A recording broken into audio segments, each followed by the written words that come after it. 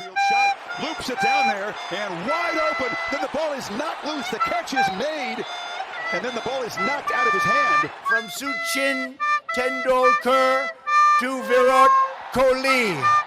You are lifting weights? Correct. Does it not look like it? Oh, the ball is free. Scooped up by Stroud.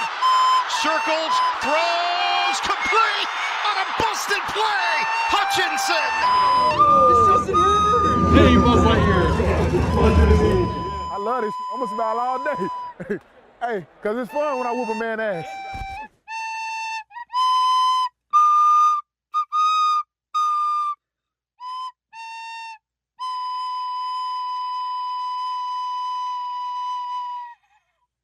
And we're back. We're back from hiatus. Big time hiatus. Honestly, we were just buzzing and enjoying the good vibes, I think. We were letting as much news as possible accumulate so that we could talk about it as much as we possibly could in the 75-minute time frame that we have today. That's true. It is also kind of a news desert for our podcast a little bit, other than the Champions Trophy, just like because like right after the NFL season can be like definitely like half of our podcast is just a little bit deficient in terms of like hard news, as you'll see coming up very soon. Hello, everyone. My name is Aryan Ori. My pronouns are he, him. My name is Nick Cates. My pronouns are also he and him. And I want to preface everything that I'm about to say with the fact that this is a parody of a popular song, and it is not actionable. And it's not like us, wink, to do this. Yeah. So, they tell me Pat the only one that gets your hand-me-downs, and Kelsey at the party playing with his nose now, and Butker got a weird case. Why is he around? Certified lover boy? Certified demonetization. Wop, wop, wop, wop, wop. Derwin, fuck him up. Wop, wop, wop, wop, wop. I'ma do my stuff. Why you trolling like a dick? Are you Heidi? Trying to strike downfield, but there's pressure off the sidey. What an opening. They not like us. They not like us. Hey. You can't say that. They not like us. What a start. What a start, and what a Super Bowl it was. I mean, I'll start by saying I ate dirt happily. That's the most beautiful tasting dirt I've ever eaten in my life. I mean, honestly, betting on the Chiefs in a big game is just emotional insurance. Yeah. Especially if you do it with your money. I'm not encouraging sports betting, by the way, but, you know, you got to do what you got to do sometimes. And that is what that is. But we had a great game. It was 40-22, the Eagles over the Chiefs. And honestly, it wasn't that close. It really wasn't that close. It probably should have been like 40-0. It was all of the Chiefs' touchdowns were scored in garbage time. They looked like trash. And their fan base is so racist that they still had to do the fucking tomahawk chop when they were down by 40 points in the fourth quarter. Yeah. Very also, I really love this game because from a strategic perspective, it was extremely straightforward and there's almost nothing to talk about. The story of the game strategically was the Eagles sat in cover 4 quarters defense for the entire game, kept everything in front of them, and they got crazy pressure rushing 4 guys. And I think that, especially for us with the Chargers, if there's one thing we learned from that game, just figure out how to play cover 4 and get consistent pressure against Pat. We were already getting consistent pressure against Pat without adding extra rushers. Like, there's a lot of that tape that Jesse Minter is going to spend all offseason because, fortunately, Jimbo was wrong and he's not becoming a coach, who is going to be able to look at all this film and really analyze it, and we're going to have a playbook on how to try and beat the Chiefs 2 times next season, which is very exciting. Travis Kelce played and looked like shit. Like, I have to say that this was probably his worst hair day since he's been in the NFL. Also not a great day on the field, just in general. Oh, definitely not. But, like, when you're Taylor Swift's boyfriend, I think that the look also matters, and he looked terrible. Some would say it matters more. Yes. And I think the biggest failure offensively for him was his inability to get on the attack with his look.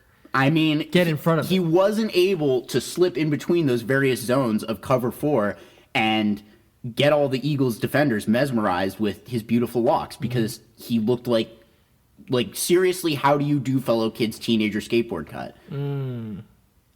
Which is not his look. Well put. But I guess winning Super Bowls isn't his look anymore either. Ooh, we are on fire today. We're on fire. But yeah, it was a great game. And I think that really strategically, that's most of the analysis surrounding it. Obviously, the Chiefs need to drastically bolster their offensive line. More on that in a moment. They're not going to have a lot of resources to be able to do that.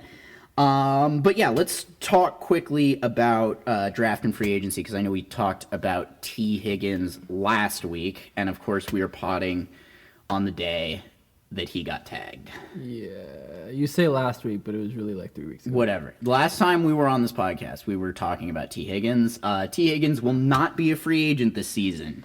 He may very well be a free agent next season, but he has been tagged by the Bengals, so he is out of the picture for the moment. But we've had a few more receiving targets linked to the Chargers in recent days. The most notable, and the one that I think really makes a lot of sense here, I don't know if we talked about it last time, but Devontae Adams being a cut candidate for the Jets. Obviously, the irony there with the Raiders and everything, taking a former Raider and bringing him into the Chargers fold would feel very good.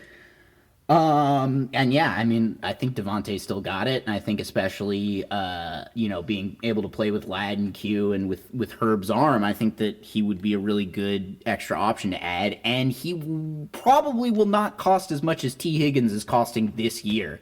So, or he would have cost on the open market, which is probably $30 million a year. So, I'll take that. And Elijah Molden has re-signed.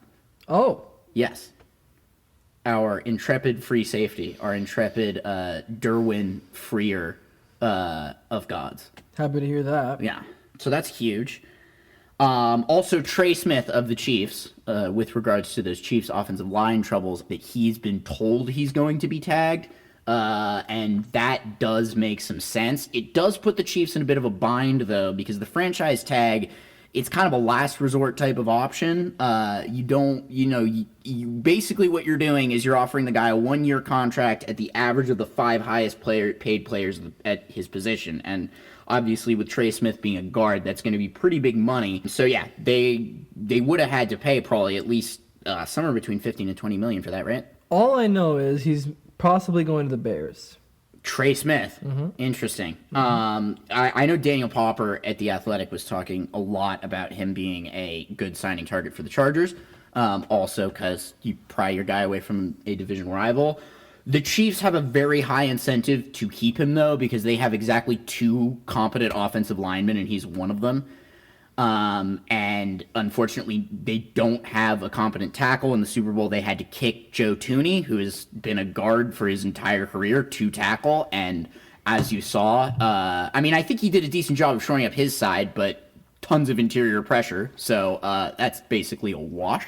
So they have a lot of work to do on the offensive line. And, if they can't get something in place by week 1, every hit Pat takes, he degrades a little bit. Yeah. And I think we really saw that towards the end of the season this year, and we'll see how he comes out next year. But if we see more teams starting to really shred the Chiefs with quarters, Pat's going to have to learn how to play differently and be more of a pocket passer, because that's the thing about creating and improvising and all that. There is a time limit on it bodily. Like, you just can only take hits for so long before you have to learn how to avoid taking them. And Pat took a lot of hits this year. Do you want to talk a little bit about the preseason and, season that Nick S. had and Howie Roseman with regard to building up of the Eagles, and strategically and whatnot? I'm really, really glad you mentioned this. Mm-hmm. Because I want to just start by reminding everybody of Nick Sirianni is the head coach of the Eagles. Correct. Defensive coordinator of the Eagles is Vic Fangio. Mm-hmm. The offensive coordinator of the Eagles is a gentleman by the name of Kellen Moore that us Chargers fans know very well, because 2 seasons ago, under the last year of Brandon Staley, he was our offensive coordinator, and let's just say I think that his work aged better than we thought it would at the end of last season. And more to the point, the first thing that dawned on me upon realizing that is that 2 seasons ago, we had Kellen Moore as our offensive coordinator, and Brandon Staley as our head coach is from Vic Fangio's coaching tree. So, in a very strange way, the 2024 Philadelphia Eagles are what the 2023 LA Chargers were kind of supposed to be.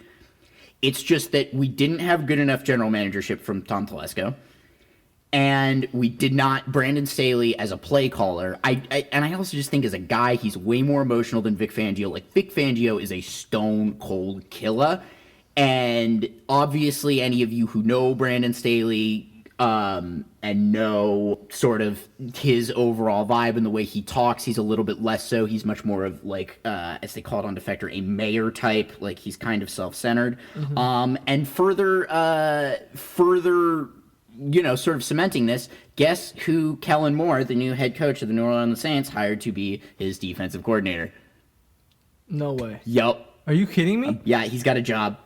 So we'll be watching that very closely next year. What a turn of events. Yes. You never know what'll happen, especially in the world of sports. This reminds me of when the Lucknow Super Giants took all of our players from Punjab Kings I mean, they did you a in the favor. mega auction. They did you a favor. Robbie Bishnoi, that was doing us a favor? No. Not that one. Not that one. They did take Deepak Huda, though. You are right. You are right. That's one of the favors they didn't do. Because if you had kept Deepak, you'd be 3-time champions now. Instead, look at you. I know. Wait, how will we ever recover? By hiring Shreyas Iyer to be your captain, that's how. And, But we'll and get to we that. will get to Shreyas, We'll get to that. because it's been a time for Shreyas. But last thing I want to talk about regarding the Chargers is just the draft, which it's a little bit early to talk about the draft. I know we touched on the draft briefly last time. I just want to go through some names that I've been hearing in draft coverage that could be linked to the Chargers, talk about who they are and what kind of value they could bring to the team. So the first name I got up here is Tyler Booker out of Alabama. He's a guard. I've heard very, very good things about Tyler Booker and, the way he's seen and trusted at Alabama in terms of his role on their offensive line. I do think there's a small chance that he won't make it to the Chargers at, I think we're at 22. But of the guys that I'm going to list off, I think he's the one that's most likely to fall to us. The next two, we've touched on both of these guys. I know I've touched on one of these guys a bunch of times. Colson Loveland and Tyler Warren, both of these guys are tight ends. Colson Loveland from Michigan, Tyler Warren, I believe, from Penn State. Colson Loveland is really good receiving tight end, obviously has familiarity with Jimbo's system from playing at Michigan already. Much more of a receiving tight end, though, as I heard, I can't remember who was talking about it, but somebody on the Chargers YouTube was saying you use him in like a 2 tight end set with Will Dissly as the blocking tight end, and you use him as the receiving tight end, and he could work really well. Tyler Warren is a really interesting prospect. He's absolutely gigantic. So, obviously offers a lot of potential as both a blocking and a receiving tight end, but I think he's a little bit less polished in terms of the receiving. But just because he has this combination of size and tools, there's a good chance, or there is at least a solid chance, that Tyler Warren goes in the top 10, and he's kind of more of like a pipe dream type player for us, falling to 22. Ashton Genty, I heard from Boise State. He's number 1 running back in the class. I heard Daniel Jeremiah talking about him as somebody that could maybe fall to us at 22. I think that's somewhat wishful thinking. I struggle to see how he gets past the Cowboys, but hey, we'll see. Of all these guys, it would either be Ashton or the next guy who I would say, like, if he falls to us, we pick him, like, out of hand, no question. And the last one, this was in a Mel Kiper mock draft, so absolutely take it with a grain of salt, because Mel Kiper is known for having one of the lowest hit rates in terms of who picks who in the draft. But Mel Kiper mocked us Teteroa McMillan from University of Arizona, who is the number 1 receiver in this class and the only one with a first-round grade. I don't think Tet McMillan is coming to the Chargers, but if he did, it would be absolutely great, because his NFL comp is T. Higgins. Nice. So, all of these guys would be fun.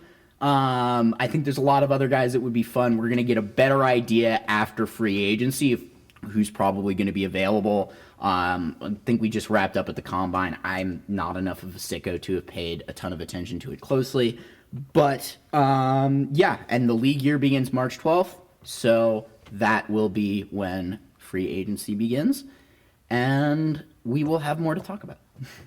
That is it? Yeah. For football. There's just not a lot of hard news. Well, there's going to be a lot more draft stuff coming up, but we're just in free agency, obviously, in 9 days, but we're in a bit of a lull football-wise. Yeah. But that's okay.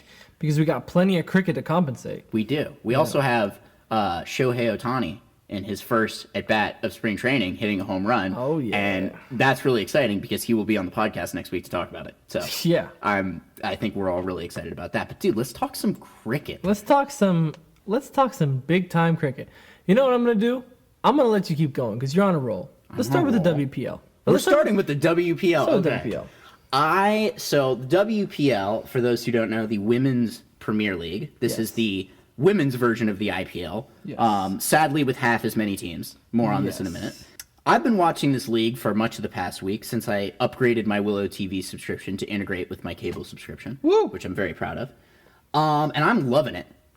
You just plugged the company. You probably don't want to. Willow TV? What did you say just now? Repeat that sentence. I don't remember what I said. Okay, let's keep going. You guys get it. And by you guys, I mean viewers. Keep going. This is an inside joke. I forgot what I just said. This is an inside joke between me and the viewers. They'll get it. I've been enjoying this WPL. Would you say you're loving it? There we go. Now he gets it. Man, everything is a kid now. I'm really enjoying this tournament because the WPL is absolutely rocking. We've got all the biggest stars that have come to play. Unfortunately, only 5 teams, and we definitely need more teams. I also, I really have to say this. They're doing the tournament in 4 cities, I think, this year. We need more than that. We need actual home matches. The first match of the WPL that I watched was UP Warriors versus RCB in Bengaluru, and the crowd for that match was rocking. And we need actual home matches. We need actual rivalries. We need to be bringing fans out into the stadium. My other critique of this is, for some reason, they don't have the impact player in the WPL, which I don't understand. Because I've been looking at this and I'm like, these totals are really low. And then I realized, like, we don't have impact players coming in the second innings. There's no explanation for why they don't do it. I will say this. I don't like the impact rule anyway, so I'm kind of glad they're keeping it pure. I mean, I do get that viewpoint, but I like 200s. And the impact player means long balls. But you get 2 reviews instead of 1 in the WPL. Oh. There you go. So that's pretty good. Yeah. There have been a lot of reviews, but to the action on the field, thus far in this... I'm sorry, before you continue, I just want to say this. The impact player rule was always almost an experiment. Yes. Right? It happened last year. It's probably going to happen this year. But it was meant to be an experiment, which is why they're not implementing it in the WPL. Jay Shah said... The most beautiful man on earth. It's not permanent, and it will be reanalyzed. So it's not one of those things that's like, oh, it's definitely happening. It's one of those things that they tried, and it seems like they like it because obviously average scores of, as you said, skyrocketed to plus, 200 plus. And it remains to be seen whether it's a beneficial rule for the game of cricket. Of course, it's beneficial for viewership. It remains to be seen if it's beneficial for the game of cricket, which I don't think it is. I think making the game a 12-person versus 12-person thing is kind of ridiculous. But I'm happy overall that the Women's Premier League is not implementing it. And that's what I have to say. Honestly, unlimited full substitutions. You just have 11 batters when you bat and 11 bowlers when you bowl. Honestly, it's not a half bad idea. But then you change that. People can only bowl 2 overs. Oh, yeah. Per bowler. Oh, then you have a game. Then you have a game. Then you have to use 10 of 11 no matter what. I mean, I just feel bad for the scorers. They double their pay and hire more because you're gonna need them. you really got to remember those ends because there's going to be people going in and out of the attack all the time. Yeah. But yeah, let's get to the action on the field. The Delhi Capitals have been dominating. Very simple reason for this. I wrote this further down in the notes. Meg Lanning and Shafali Verma go burr. And when your opening pair goes burr all the time, it's kind of hard to lose matches. They've just been, at least lately, they've really, really been cooking everybody. Yeah, they look like a really good, well-balanced squad.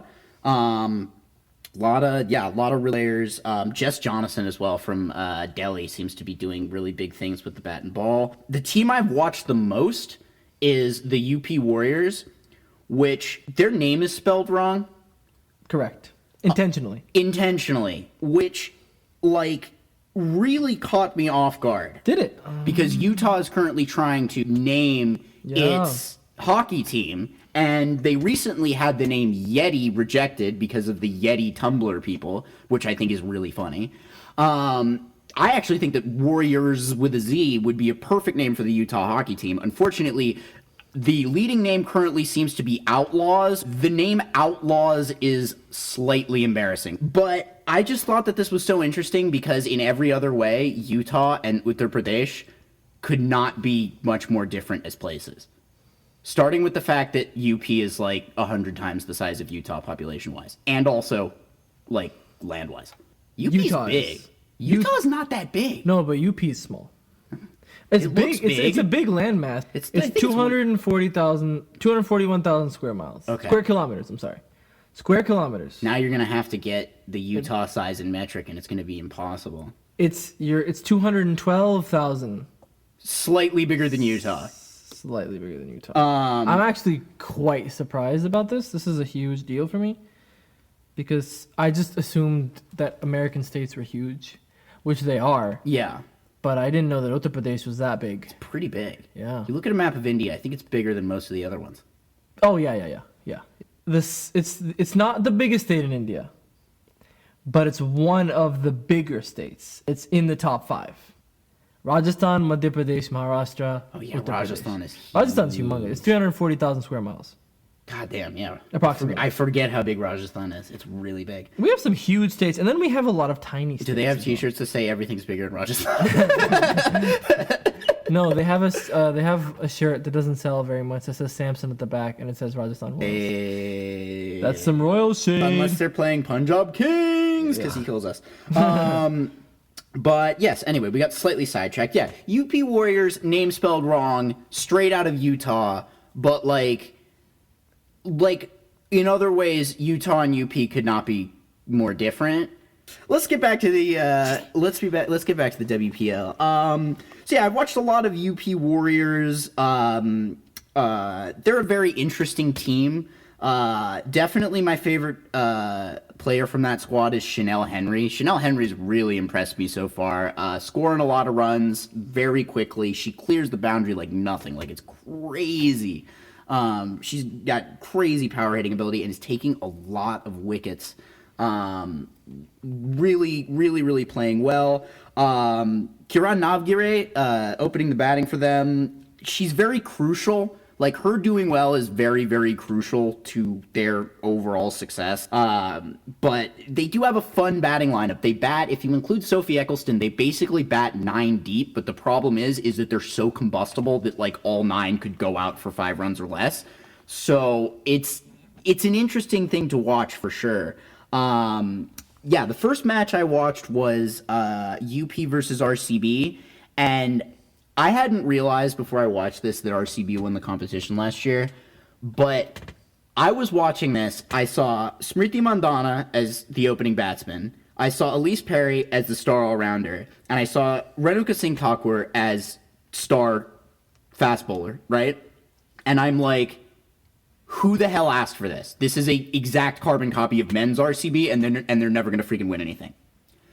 But yeah, RCB won the competition, won the WPL last year, so they are already better than men's RCB after like 20 years, which is, pretty sad. But yeah, I thought the whole carbon copy of all of that was really interesting, and of course the way they kind of blew things I think they blew that match. Did they blow that match, or Which am I match? an idiot? Which match are you talking Against UP that went to the Super Over. Oh, they blew it. Yep, classic RCB. The one thing I will say, like I said earlier, the crowd in Bengaluru, unmatched and definitely unmatched by UP's crowd, which Lucknow get better. I'll tell you this: I went to a KKR versus RCB game at the Eden Gardens. Shah Rukh Khan was there, Dude. and everything. There were more RCB fans than there were KKR fans. Or, if there weren't more, they were louder. And we, as KKR fans, felt like, I kind of want to leave. There's a real whiff of Toronto Maple Leafs about RCB. Very loud, very obnoxious, always in contention, never wins anything. This is why I say, did we really need another RCB? I don't want to make this comparison, but I will, because I don't think, I think it's very easy to go straight to the men-women comparison, but like they basically have cricket's Virat Kohli, RCB that is, Smriti Mandhana. That's what I'm saying. They have best Indian opener, Yeah. arguably the best Indian pace bowler, and world-class Australian all-rounder. Dude, I mean, the all-rounder wasn't always Australian. Sometimes he was South African, but... Always he was South African. Well, yeah, I guess... Well, AB's not an all-rounder, but Faf. And they had Maxwell for several years, so... I know that Elise Perry, Glenn Maxwell comparisons are like... Elise unless Perry you is are Ricky Ponting, they're Elise- incomparable. Elise but Perry is 9,000 times the athlete Maxwell will That's ever be. true, Ever. but both of them bat and bowl, and they're Australian, so just squint your eyes and go along with my point for a second. When they make Maxwell open the bowling, it's as a joke, and when he gets wickets, it's a meme. joke. Yeah, it's like it's a viral meme. Is what it is. And they have all three of these people, and I mean, I also like Danny Wyatt Hodge, she's more of a Duplessis / De Villiers comp, I guess. Yeah. And well, she's a straight batter. Yeah. More like, because I guess Faf doesn't really bowl. he doesn't bowl at all. Yeah. Yeah, but he's a brilliant fielder, like she is. And I'd also say, yeah, like there's no comp for Elise Perry. Like she's Yeah. special. Yeah. She's a special athlete. Hardik Pandya. Yeah. But he's never been on RCB. So. Because he's not an idiot. Yeah, exactly. Yeah, go on. He's not that dumb. Yeah. But yeah, in that match, great performance from Sneh Rana. I think she took 3 for 27. She's been in one of my losing. favorites. Me too. I really enjoy Sneh Rana. And they have a great team, RCB. But again, what's the point sometimes? And then the match I watched, which I really enjoyed, was UP versus Gujarat Giants, who have been the back marker of this competition for, I think, at least the last couple of seasons, but put on one hell of a performance. They absolutely rolled the UP Warriors. Beth Mooney, I want to talk about Beth Mooney's innings for a second, because I believe that it was written and directed by Tim Robinson. It was very funny. So Beth Mooney... Wait, if it was written and directed by Tim Robinson, it couldn't have been funny. It was... Oh, hello. Goddamn, dude. Anyways, so Beth Mooney, big knock, no sixes. Allergic to sixes. Did not clear the boundary. It literally, half the fours were on straight drives, which is Chad behavior. 17 fours she hit. By 17 in a fours. 96-run knock, she scored 68 runs off of boundaries. Absolute Chad behavior. The rest of it was running very quickly between the wickets. But what was really funny is around 15, 16 overs, I think she was in the 80s or close to it. And then she could not get the strike for basically the rest of the match. And Tim Robinson just said on the last over, "I think you should leave at 96 not out." Well said. That was brilliant. Especially because there has never been 100 in this competition, and she was literally one strike away. Wow. She hits 2 sixes, she has a century. But honestly, 17 fours, big respect to Beth Mooney for that knock. I'm big into it. Big into it.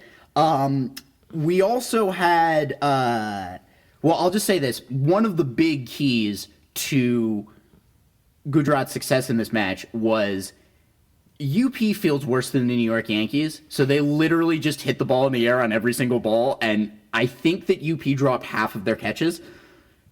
Catches win matches, guys. Catches win matches. Catches win matches.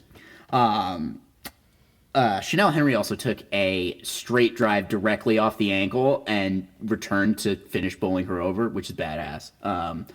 Shout out Chanel Henry, absolutely the best player for UP, by which I mean the only person who played well. Anyway, and we also saw something that I've never seen before, which is, normally when you have a review for like LBW or an Edge or something, I'll do my impression of an Australian referee. A referee? Umpire, whatever. I'm tired. I'll do my impression of an Australian umpire doing a review. TV umpire to director, we have a player review for caught behind. I've checked the feet, and it's a fair delivery. Now, those words that I just said are usually taken for granted. Yeah. Not today. Yeah. We had, I think it was an LBW review or a caught behind review, where it was a no ball, which is one of like the biggest swings of emotion I've ever seen in a cricket match. It's because like the other thing, for those of you who don't watch T20 cricket, like when you bowl a no ball, which is like the worst thing you can do when bowling, it plays like this police siren in the stadium, and and then they play like the sound effect, and it's like, it's very like gaslighty. Like I honestly feel very bad for the bowlers because it's one of the worst mistakes you can make, and they're just rubbing it in. Yeah. Absolutely ruthless and savage, these stadium sound effects operators. And I just thought that was fascinating. So yeah. It is always interesting when it's like, also that was a spot on Australian third umpire imitation, especially the director. I don't know why they enunciate it so much, but it always happens. I mean, maybe it has something to do with the serial killer energy of the Australian Test team. I don't know. Case closed. I will say though, like I'm not getting like Meg Lanning in Minecraft, Beth Mooney in Minecraft, Ash Gardner in Minecraft, Elise Perry in Minecraft vibes. Oh, yeah. All of these people feel very well adjusted. The women's cricket team is filled with sweet people, I think. The men's cricket team, on the other hand, except for Sam Constas, we like him. We like that he has suddenly disappeared from the face of cricket. That's because he tried to play T20. He made the same mistake Marnus did. Yeah, except Marnus still has a career. Anyway, 2 of the 6 top run scorers are at Delhi, and they are their opening pair, which is obviously wonderful. Meg Lanning, and then of course the big rocket, you Hindi speakers would know pataka. I don't know what you call that in English. Firecracker. There we go. Firecracker of a batsman. That's a yeah. Right, Shefali Verma. She is a firecracker of a batsman for sure. She's what Prithvi Shaw wishes he was. Right, and so she scored. You need to record a new song called Shefali Verma. Exactly. Yeah. Unbelievably, she wonderful. Looks really. I mean, I think I watched when they played. I don't remember if it was Mumbai or GG that they were playing, but those two, Meg Lanning and Shefali Verma, look completely unstoppable. And you get one of them out, and it's a bird, it's a plane, it's Jemima Rodriguez. It's not a batting lineup that I would want to face, and until somebody stops them, I am picking them against almost anybody. My one reservation with Gujarat Giants is that their uniforms look like the insane love child of the Punjab Kings and the Sunrisers Hyderabad, and those are not good vibes for me. They do look like it. Like Google them, they really do look like that. I wanna shout out one more player. Deandra Doughton for GG. I was gonna say we didn't even talk about her. She is all of these: Deandra Doughton, Haley Matthews, Chanel Henry, Windies all-rounders, firecrackers on both sides. Yeah. Deandra Doughton played probably the best innings opposite Beth Mooney. She just went up there and started cracking it, which is what you should do when you have an anchor who is completely undismissible. Unfortunately, none of her other teammates did that. Ash Gardner, 11 off 10. Deepak Huda. Yeah, really. And then Deandra Doughton comes in and in the first over takes Kiran Navgire first ball. And then I don't know if it was I don't know if it was 2 from 2, but she took 2 wickets in the first over. That was the match basically done and dusted right there. So yeah, I'm really enjoying watching all 3 of them play, but Deandra Dottin, I don't know. It's tough to say that the match winner wasn't Beth Mooney in this one, but it might have been Deandra just for those 2 early wickets, you know? In the power play in the first over, and you're taking I think she took 1 and 3 because Grace Harris stayed in to play an extended Deepak knock. But yeah. Let's talk about the men. Let's talk about the men. Let's talk about, first of all, I want to just cover the SA20. Back when the last edition of this podcast came out. We had a final coming up. We had a final coming up. The final has, in fact, been done and dusted. And in a sad turn of events, MI Cape Town have taken the trophy. It's devastating. So they have bested double champions Sunrisers Eastern Cape. Just a quick match recap. Rossi van der Dusen, 23 off 25. Rickleton, 33 off 15. And a few others. Dewal Brevis, 30 off 18, etc. Oh, hey, he's back. Yeah, he's back. They scored 181 in the first innings. MI, that is. Sunrisers, a measly 105 all out. Sounds like somebody should have re-signed Heinrich Clausen. Guess who took... Okay, I'll give you 5 bowlers who bowled. Guess who took 5 wickets, or 4 wickets, like who had a 4-wicket haul. Trent Bolt, Kagiso Rabada, Corbin Bosch, Rashid Khan, and George Lind. Who took 4 wickets? Who took 4 wickets? I doubt it's Bolt, Rabada, or Rashid, because that's who you're expecting me to say took 4 wickets. Or do I want you to say them? I'm gonna say George Lind because that's just my of all of those names, that was the one that came to me as I feel like this is a curveball, and that's what the answer is. You're absolutely right. In a wrong world. Oh. I'm so excited, man. It's Kagiso Rabada. All right, yeah. Rabada is so dependable. I love Rabada. Great Punjab king. Yeah, great king indeed. He was misused on the Capitals, Delhi Capitals. I think he was probably misused with us too, because we just misuse everybody. Yeah, you do. But I think with Iyer at the helm, which again we'll talk about. So anyway, so 105 all out, and that is the end. MICT, Mumbai Indians Cape Town have won. Big sad face. SA20. That's SA20 wrapped, right? Let's go into the Champions Trophy, and I have a lot to talk about. I believe you have a lot to talk about here. So, I have just like sort of overall takeaways. Me too. I think I have some good overall takeaways. Australia has only really played 1 game. You know? Well, and this is I just want to piggyback on this for a second. Australia got into the knockout stages with 1 win and 2 no results, which is a level of cheese tactics that like Ravi Chandran Ashwin saw that and was like, "Fuck, why didn't I think of that?" It's kind of unfair because Afghanistan played 2 games, and they were penalized heavily for their loss with the net run rate issue. Yep. And I think it's unfair that Australia played only 1, and obviously the net run rate is unimpacted by the 2 other games. And Australia did. I think the only team Australia played was England. Yep. And they beat the crap out of England. Eat shit, England! Why don't you eat shit, England? Could not have said it better myself.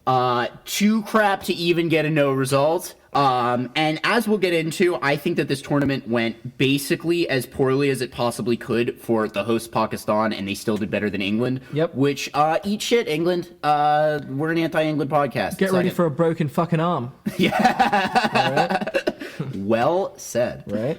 Thank you, Michael Clark. So that's that. I think I enjoyed the Ashes. The Ashes, which is the only completed game for Australia. The Ashes of ODI cricket. Of Champions Trophy, right? They chased Champions trashes. Champions trashes. They chased down 300. What a boss move to hit a 6 on the last ball. Freaking Josh Inglis just killed it. Punjab Kings legend in the making. Exactly. 351 they chased with 2.3 overs to spare. Beautiful. Eat shit, England. Cannot say it better myself. Yeah. Right. I want to discuss India's strategy briefly against New Zealand. They really killed them with the spinners. Yeah. You know, they played 4 spinners, which I think is.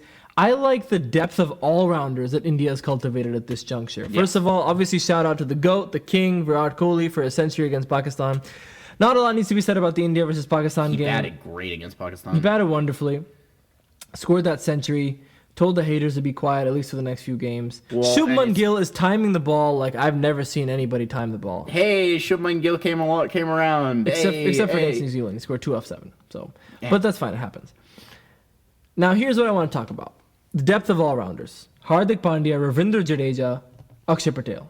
That's 3 genuine all-rounders. As long as India has the 3 of them, they're always going to be a tough team to beat. I'm sorry. Like, that's probably 3 of the top 5 in the entire world. Yeah. We could look at the ICC rankings to confirm that, but I think subjectively, at least. And they've been having great tournaments. Yep. They've been having great tournaments. Akshar Patel did play an out-of-pocket shot in the T20s against England, but that's okay. I for one, Sonny G, appreciate out-of-pocket cricket. poor guy. He really got roasted there. Yeah. Akshay Patel, Hardik Pandya scored 42 and 45 respectively with the bat. With the ball, Akshay Patel took a wicket for 32 and 10, and Hardik Pandya was a wicket for 22 and 4. They're trying not to overbowl Hardik, which I think is very, very, very, very prudent. Do you think there's any pushing from one Mr. Lambani at Mumbai Indians? At the risk of being mysteriously abducted. No pressure. He's an autonomous. All of this is in Minecraft. Mind you. This is the real world. Hardik Pandya is an autonomous individual. Yeah, he has free will. What are we talking about here? Yeah. So is Rohit Sharma. What are we even doing here? Who definitely doesn't play for Mumbai Indians for his entire career. Oh yeah, of course not. But anyway, the big one was Varun Chakravarti, and now Varun Chakravarti. He had his disastrous game against Pakistan last Champions Trophy at the same stadium where he came back and he took 5 wickets. And that is something to be proud of because after that... To be fair, it's been a very long time since the last Champions Trophy. Like, the last Champions Trophy, Varun Chakravarti couldn't have been very far removed from the T-square. He was very new and it was very silly to play him for the first time. So he was like 8 months removed from the T-square is what you're telling me. Yep. That's... You can't really hold that against him. No. Especially not somebody as accomplished and attractive as Varun Chakravarti. Yeah, agreed. So but I still don't like him as a bowler. I think it's surprising that he gets wickets still to this day. But there's nobody I hate more than Kuldeep Yadav. I think he's somebody that I just cannot stand. And Who would you rather have? Would you rather have Arsh in that position? As opposed to Kuldeep? Yeah. If we're talking purely personality-wise, absolutely I'd have Arshdeep. But Kuldeep does that thing, that a lot of spinners do where they float the ball up. Yeah. And they get hit for 2 sixes, and then the third ball they get that catch at the boundary. It always happens with him, So I'd have Kuldeep because he's a wicket taker, but I don't like that I would have him, It pains you to no end. It pains me to no end. So New Zealand kind of buckled under the pressure of the spinners, which is interesting because around the 100-run mark, they had only lost 3 wickets and they were kind of cruising. They needed 130-odd to win in 120 balls. And then they just collapsed. So, And they have, I was watching New Zealand, Bangladesh, they got wicket takers up and down that lineup, man. Michael Bracewell went right through that lineup. And Bangladesh didn't end up doing very well, but I thought that they played maybe slightly better than their record was. I didn't think that they were straight up terrible. Now keep in mind, Michael Bracewell got smacked against India. He gave 56 runs in 9 overs. Damn, that's for no wicket. Rough. So well, 56 and 9. Oh yeah, no, that's 7 bad. over. That's really bad. That's bad considering we only scored 249. Yeah, but he's well, will he know the South Africans? Are the South Africans as good as the Indian team? I will say this: Lungi Ngidi, Marco Jansen, Kagiso Rabada, Wien Mulder, and Keshav Maharaj. These are top-notch bowlers, intelligent cricketers, and then we have the batters: Rickleton, who I mentioned in the SA20, scored a crap ton. Yeah. Tristan Stubbs, Rossi van der Dusen, Heinrich Klaassen, and David Miller. Aiden Markram, Marco Jansen, Wien Mulder. Need I go on? Yeah. I pretty much almost finished. I want to say 2 things about Shreyas and about KL Rahul. I'd say KL Rahul has pleasantly surprised me. Now, he hasn't done anything like Gill did with the century, or Kohli did with the century, or Iyer did with the 250-plus knocks. Yeah. But he's consistent, and he's kept fine. And I'm happy Rishabh Pant isn't in the team. I want to say Gautam Gambhir masterstroke that. He told Rishabh Pant that you are not going to be in the squad just because you're Rishabh Pant. Yeah. And I think, as much as probably Rohit Sharma will get the credit for this, going in with 4 spinners against New Zealand, yeah, it's a lot of game film, it's a lot of logistics and strategy. It's a bold strategy, Cotton. Nice. But it's also it's a gutsy move. Yeah.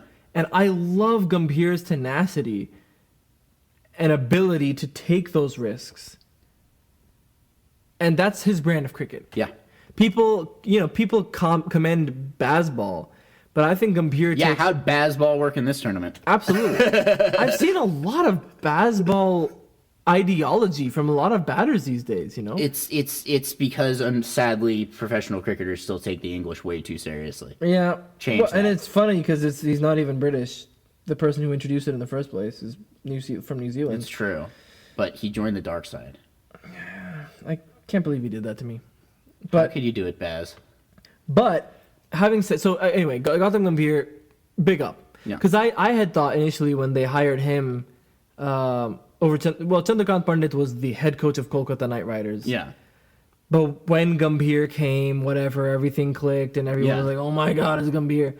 I was skeptical of that because how can you just ignore the head coach's contributions? You know. Yeah. But then you're looking at the fruits of Gambhir's labor here. Yeah. I think he's better as a head coach than a captain. I agree. 1,000%.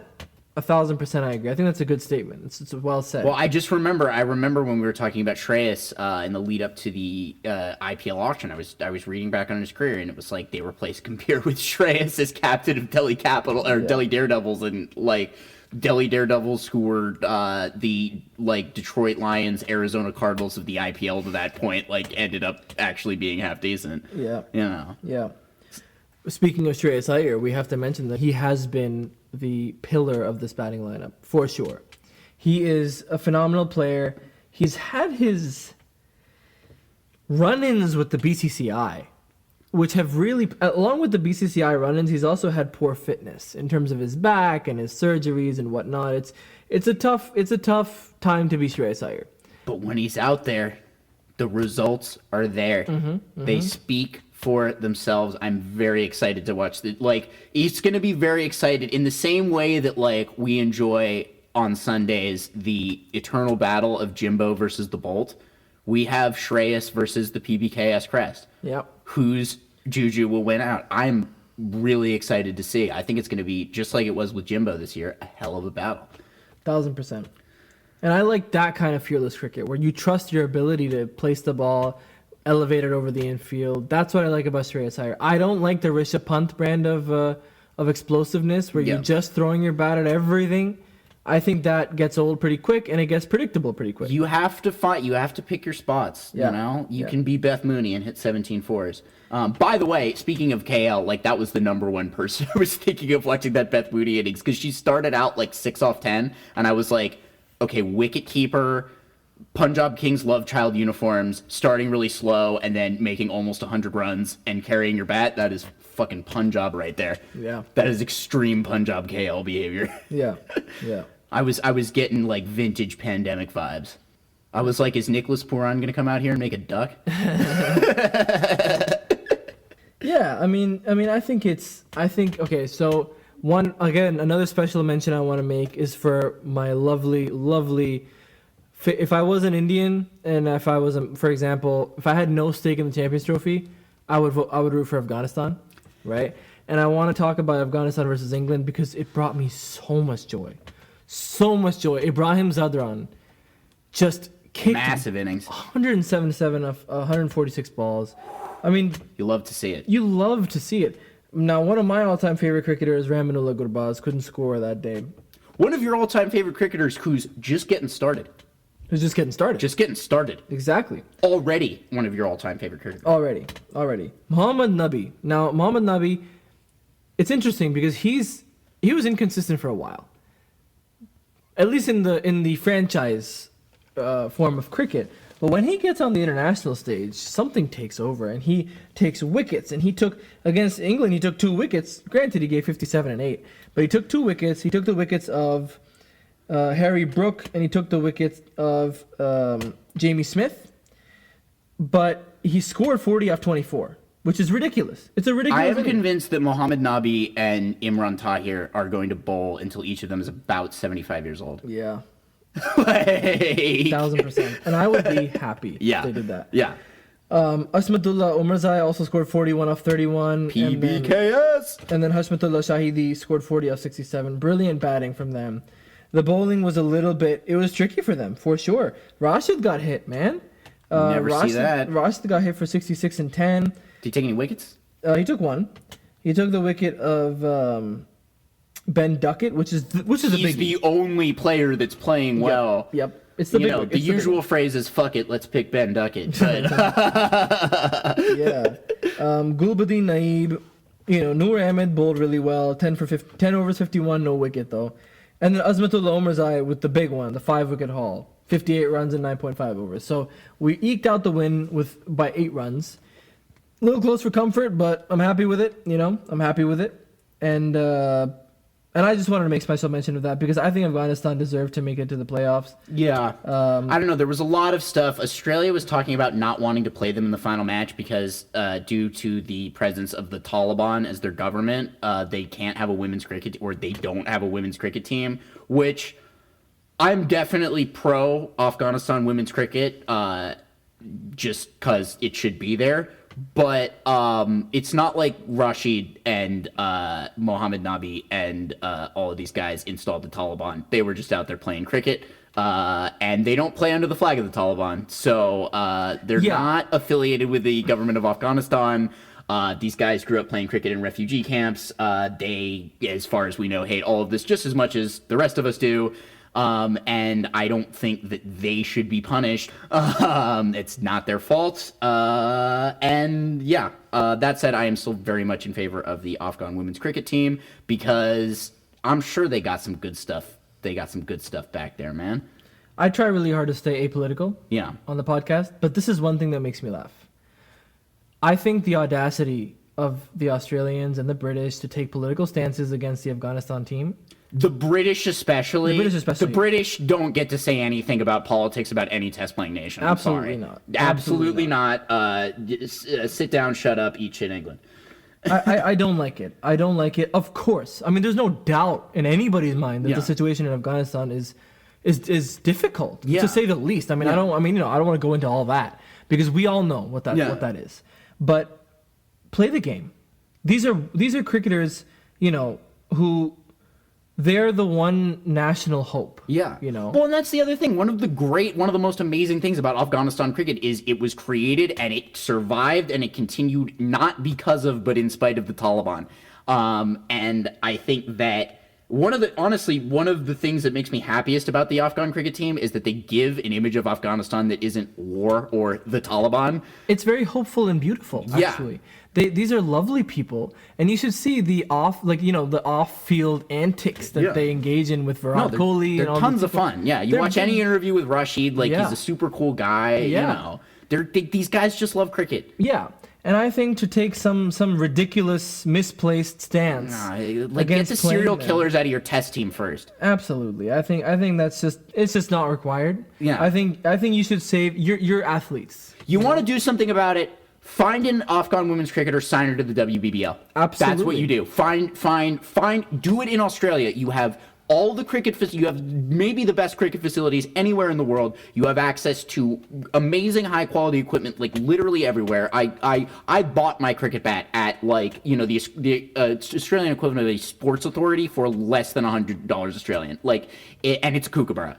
You literally there's so many resources, there's so much stuff, and Afghanistan cricket has to be headquartered outside of Afghanistan anyway. Be at the forefront, throw the money into this. Don't sit there and complain about these guys that are on the same side of this argument as you and are actually have to deal with the goddamn Taliban all the time if they want to live in their home country. you know? And isolating them from the world like that. I mean, you think you're making the situation better? Oh, we're taking a stance, and this will make things better. Yeah. If we don't treat them like human beings, and we isolate them, and we discriminate against them. Yeah. I think that you're doing the opposite of what you think you're doing. Well, and it's like they're more than happy to have Rashid Khan in as like the #1 star of the Adelaide. I will tell you this. I'll say this about the BBL. It was the league that hooked me on cricket. And I remember when I was in Australia, I would tune in every night. That's sad. And you know what?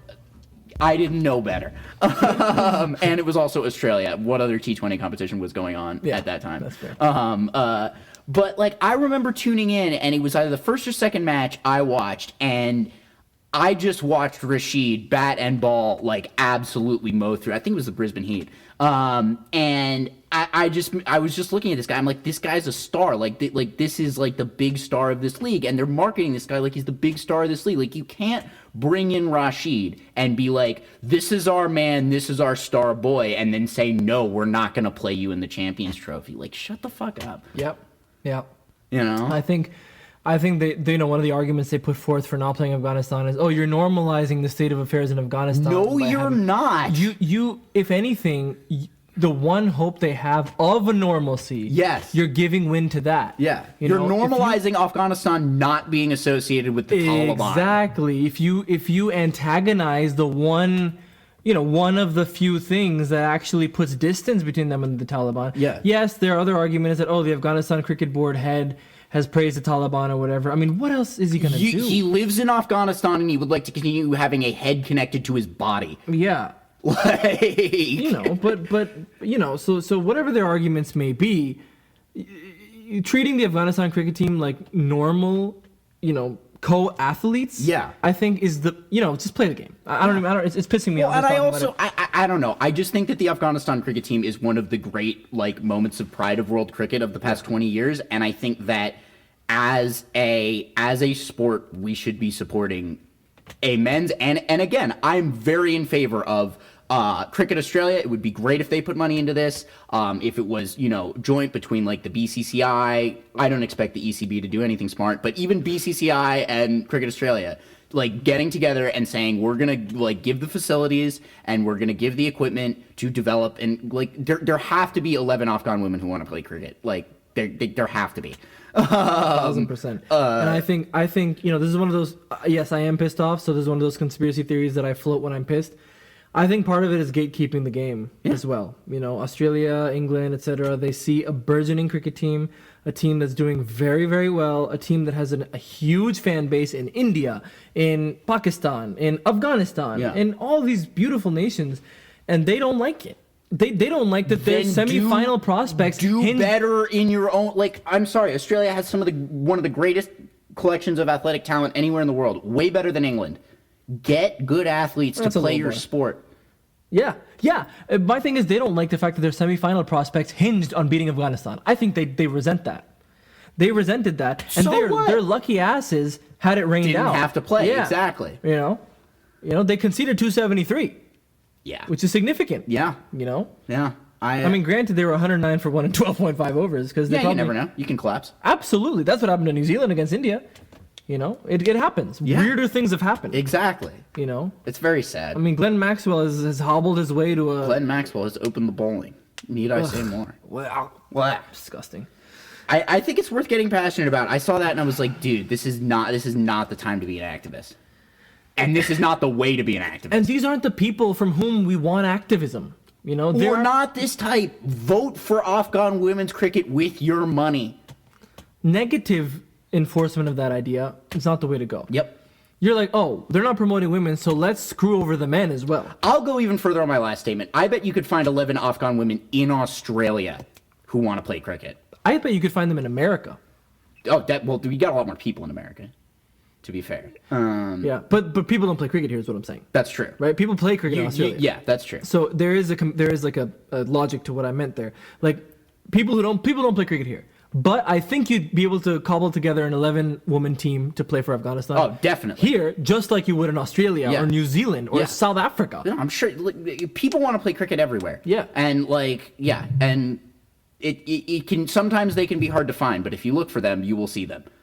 as I learned when I went to the Woodley Cricket Ground. For the first time. Which is not where we play, so don't come over there. Yeah, we play at the Shah Rukh Khan. We play at Van Buren in Riverside.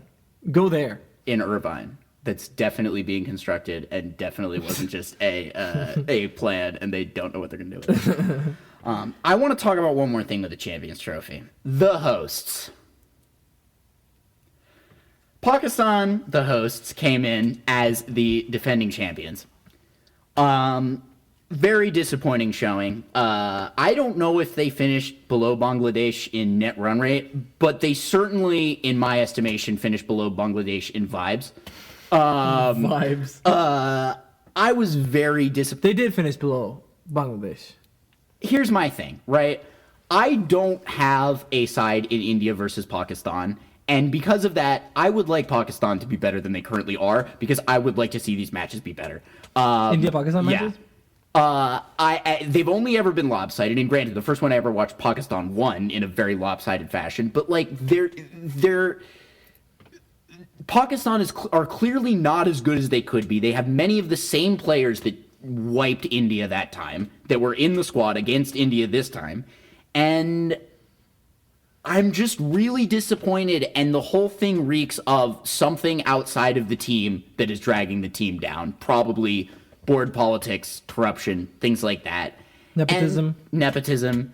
But even, like, I'm sorry, like, you still have Babar and Mohammad Rizwan, and you have Naseem Shah and Shaheen Shah Afridi bowling for you. And you have Shadab Khan, you have, like, fantastic cricketers. Haris Rauf, really, really good cricketers. And they're not making things happen the way they need to. And I know that these guys are better than the way that they're playing. They've shown on the domestic and international stage that they're better than the way that they're playing. And it's one of those things. And look, you know, I've experienced this with Punjab Kings. Every time we lose too many matches, I think of Nes Wadia, right? It's you know, bad management. I don't care if it's cricket. We've talked a lot about Jerry Jones. We've talked a lot about, you know, owners in American sports that are goddamn terrible. And I just think that, like, when you have a lack of desire to really win at the top, it can filter down into the team. And I don't know, again, I don't say this stuff to shit on Pakistan. I want Pakistan to win every once in a while, just to keep everybody honest. You know, just to have an equal rivalry, right? And I'm disappointed in. I don't know. I have to think, given, and you know, I don't know a ton about Pakistan, but like, I have to think that it's like PCB government. I'm gonna say this, and not to comment on the internal affairs of Pakistan. Currently, it's not a country known for not being corrupt. Then again, there isn't really a country that's known for not being corrupt. Exactly. I would say, so Saeed Mohsin Raza Naqvi was just elected PCB chairman on February 6, 2024. So it's been a year. Yeah.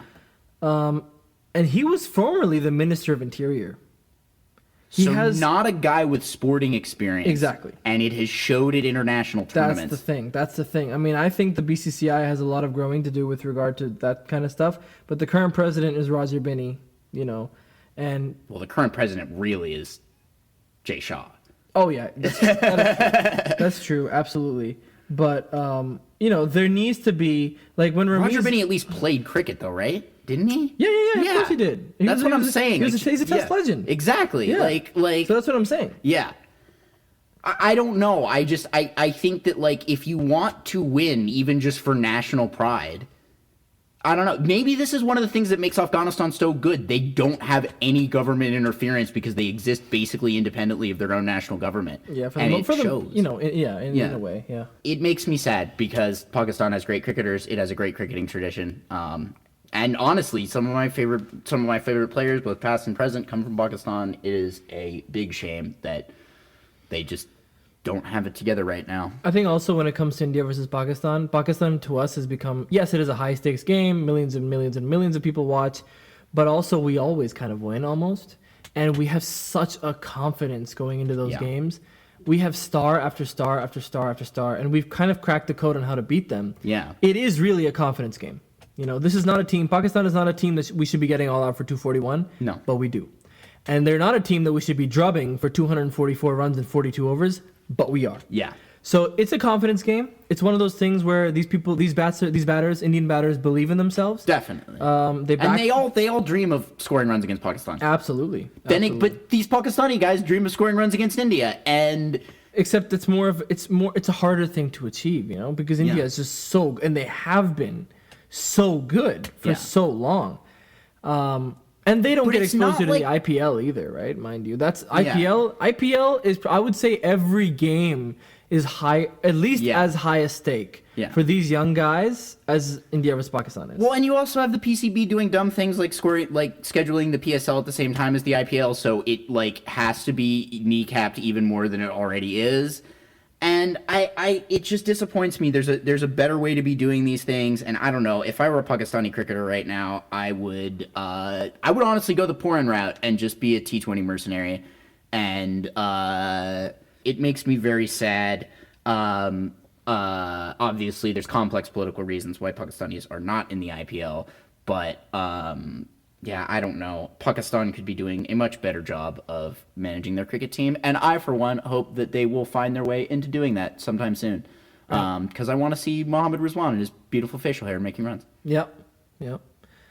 I like Babur, so I hope he continues his run of legendary ness. He's still a legend, though. He is. He was in the Fab Four, and honestly, which now I think only Fab 1 remains. Yes, but was Joe Root ever Fab? Let's be honest. Ugh, I cannot stand that guy. Was Steve Smith ever Fab, or was he only Fab if you're Ted Bundy?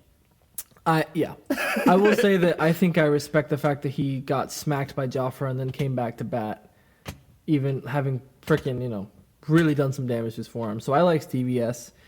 He's an amazing cricketer. Yeah, I like I would never want to be in the same room as him, though. Especially if Marnus is anywhere near Oh, God. Or Zampa, for that matter. But hey, Zampa wears 420 for LA Knight Riders. He seems like a cool guy. Yes, that's right. One of the things I enjoy about watching New Zealand is that they seem to have the potential to win almost any match, but they don't always do it. My problem with watching New Zealand is that many of their players seem entirely devoid of a personality. In New Zealand? Yeah. But I like that. I like that they keep it. See, now you're not going to get problems like, I'm protesting Afghanistan playing. You're not going to get problems like, I just murdered 16 people in a Sydney restaurant for fun. It's all too common. Yeah. You hate to see it. Yeah, I don't know. They all seem like really nice guys, yet at the same time, it's not the most interesting cricket team I've ever seen in my life. Yeah, I agree. Nor is this South African team, but it's getting more interesting. Definitely. With the likes of Klaassen and Van der Dusen and Tristan Stubbs and David I'd Miller. like to party with Keys or Rabada. Me too. Be fun. Me too. It'd be fun. And Lungi. Yeah. Lungi's a cool guy. Marco Jansen, I'm sure. These are all cool guys. Problem is we can't take those guys to the club or we're screwed. They're going to take all the girls. Especially Keys. I'm fine with that. I'm a taken man. That's true. So am I. Yeah. So am I. So actually, we're glad. We're actually glad. They're taking away all distractions. Because we're happy. We're very happy. Alrighty. All right. It's been a hell of a week. We're gonna have another week of mostly great cricket action for you next week. Yep. Very exciting, and of course, as mentioned, Here we go. Shohei Ohtani Don't you say it. will be joining us. Oh, yeah. Next week. Yeah. To discuss What? both his monstrous spring training opening home run and his rehab to return to pitching. So, on that note, for Ariane Ori, Sneh Rana, and everybody else associated with the NFL's 4077th team, my name is Nick Cates, and I'm saying, well... I've got so much to say and so little time to say it. Great job, everybody. Who's got it better than us?